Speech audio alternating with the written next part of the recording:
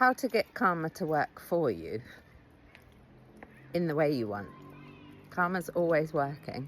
It's a science, the third law of physics. Every action has an equal and opposite reaction. So, my name's Poppy. I'm a psychotherapist, psychologist, coach. I work for you. I'm unaffiliated, and I've worked for 3 decades with all different kinds of people globally. Real love, if we consider that, because there's love and fear in life. Essentially, we're coming from either of those places when we do anything. You could think for yourself, hang on a minute, when you were reactive, when you were overwhelmed, when you were stressed out, when you were ill, was that love or was it fear? When you've had issues with other people, was it love or was it fear? The majority of the time we're in fear, meaning we're in ego, in our head, judging, stressing, and so on. And it's very, respectfully, infantile to live that way. We're not progressed, we're not self-reflective, we're not grounded, we're not balanced. And in fairness, though, we're not taught how to navigate the human condition. So we've been set up to struggle. And whatever flavour of suffering you have, me too, and all people. In my mind, people are cashing in on the fact that you're not educated about psychology, essentially. And it pisses me off beyond measure. So I'm doing a very good job when I show up online to support us, in my view, because I could kick off and say, this is genocidal, aggressively. However, this is me doing anger, because anger comes from passion, it comes from pain. So karma, having it work for you in the way that you want, is having a look at other people and how you judge other people and how you judge yourself. Are you looking at other people and yourself through the lens of love or through the lens of fear? So, for example, when things go viral on TikTok or anywhere else, how do you engage? Do you consider, have I been like that person at any time? Can I see myself in them? Which would be very generous in my mind. The things I'm thinking, the things I'm saying about this person, is that in me? If you really think about it and take ownership of it and get into your healthy, functional adult self that knows about moderation and boundaries without the fear and without the self-attack. Have you been vulnerable? Have you felt overwhelmed? Have you been angry? Have you felt unsafe? Have you been in fear? Stressing yourself out, which, by the way, suppresses immunity. Or do you just want to dissociate yourself from other humans?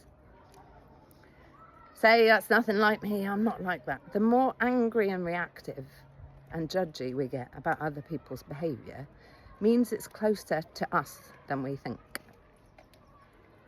So whatever is annoying you, it's your teacher. You get to ask yourself, where am I like that? Where did it hurt me?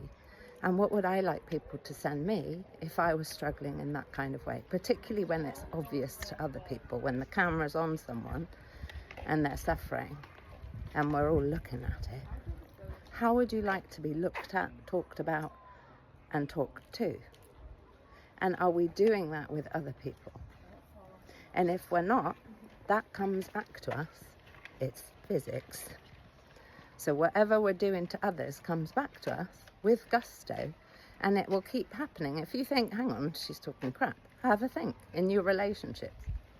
What's coming for you in terms of energy, and is it what you want? And if it isn't, then we get to take a good, long, loving look in the mirror to say, where is it I'm being something in a fearful, judgmental way that doesn't actually represent the truth of who I am at my core? And what would I like to do about it next? And in a best thing you could do, in my opinion, is learn boundaries with yourself. That's what they're for. They're not for other people. And ask yourself, do I get to release something here that I've done wrong? Meaning, is there someone you get to hold your hands up to and say, I judged you there, I'm sorry? And do you forgive you for doing it? Because we're human. It's the 1.0 of life when we're doing this reactive, childish, wounded stuff. We're all like that until we learn to do better. Is there someone you owe an apology to? Including you, because you've turned on you and you haven't represented the truth of who you are. So you get to say, oh gosh, I forgot me. I'm actually a really good, loving, kind person.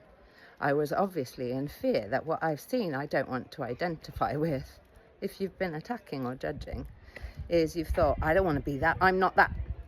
So you've attacked it, judged it, shamed it, cancelled it, blocked it, and so on.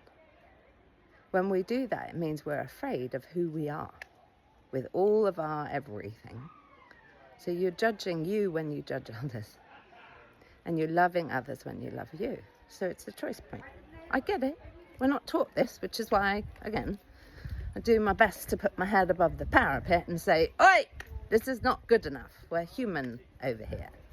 So I have a program, Thrive. You're very welcome to it. Last week it was £300, and now it is pay what you feel it's worth. You go to the top link tree, it's there for you. Thrive, Boundaries, Mastery. Send in lots of love. Like, follow, all the things, and please, if you know someone who's not treating themselves well or being treated well, tell them about Thrive. Big love.